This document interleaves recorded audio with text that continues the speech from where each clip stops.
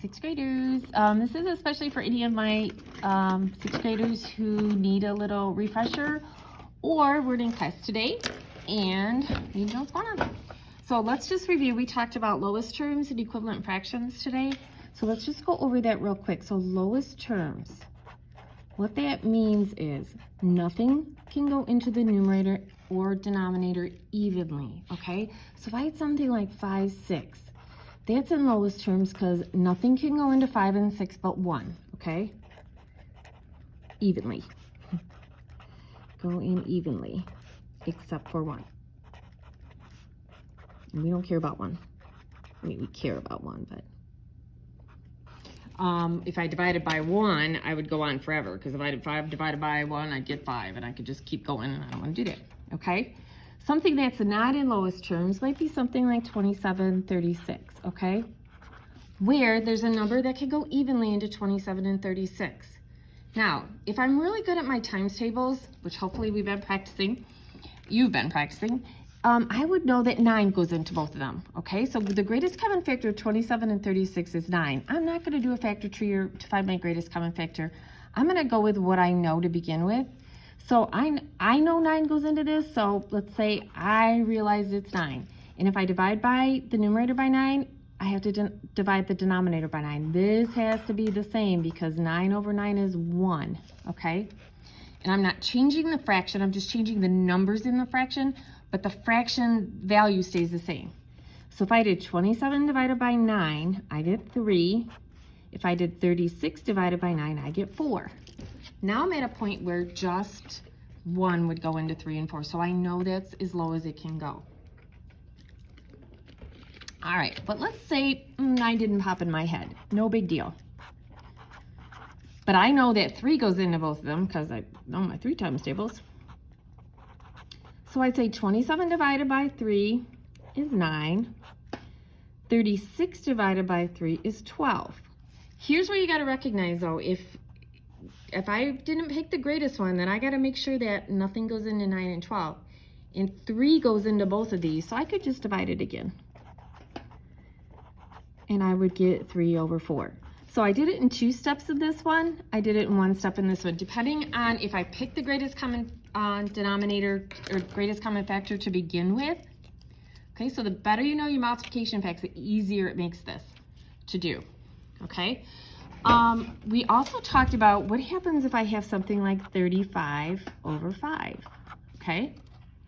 Now, again, by multiplication, I know that anything that ends in a 5 is divisible by 5. So if I divide by 5,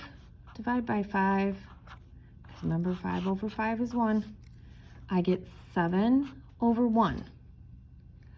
Any number over 1 is just that number, so this equals 7. And that's a possibility. I can get a whole number as a fraction. I can say I had a huge pizza that was 35 pieces and I split it up 5 times. Each person would get 7 pieces. That's a lot of pizza. But you get the idea, like I can have a whole number answer. There's another way I could look at this as an improper fraction, which it was. I could say 5 goes into 35 7 times. Remember, it's how many whole times? Your remainder, I didn't have any left over because 7 times 5 was 35 over my denominator. And 0 over 5 is just 0, so it would just be 7. So either way you look at it, you end up with 7, okay?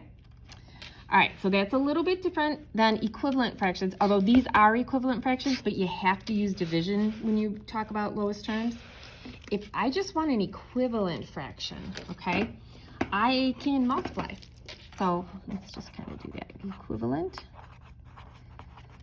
fractions. I can multiply my numerator and denominator by whatever number I like. Let's scoot that up a little bit. So let's say that I've got 5, 6. Okay. As long as I multiply the numerator and the denominator by the same thing, I'm going to have an equivalent fraction. So let's say I multiply it by 3 because I like 3's. Remember, 3 over 3 is equal to 1. 5 times 3 is 15. 6 times 3 is 18. So what I'm saying is 5, 6 is equal to 15/18, which it is. Okay? So I can move that over. I write too big. Let's say I'm going to start with 5, 6 again. I want to multiply by 10 right now. As long as this is the same, 5 times 10 is 50, 6 times 10 is 60. So, you know what that tells me? 5 6, which I know is already equal to 5/18. Well, that's also equal to 50/60. And you wouldn't look at these two and think that they're equal, but they are, okay? So you got to really be careful when you do this.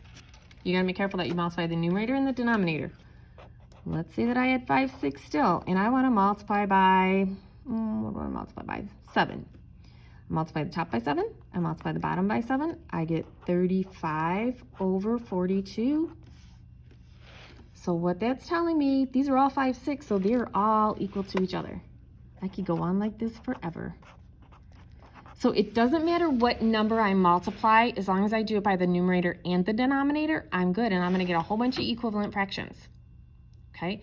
There is infinite equivalent fractions. I could multiply by 1 billion. I could multiply by 1 trillion if I wanted to, and I'm going to get an equivalent fraction, as long as I multiply the numerator and the denominator by the same number.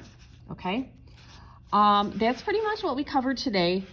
The homework was a color sheet, so you probably have the homework. It looks like this. Okay, so what you do is you pick all the numbers inside the pattern here and you simplify them or put them in lowest terms.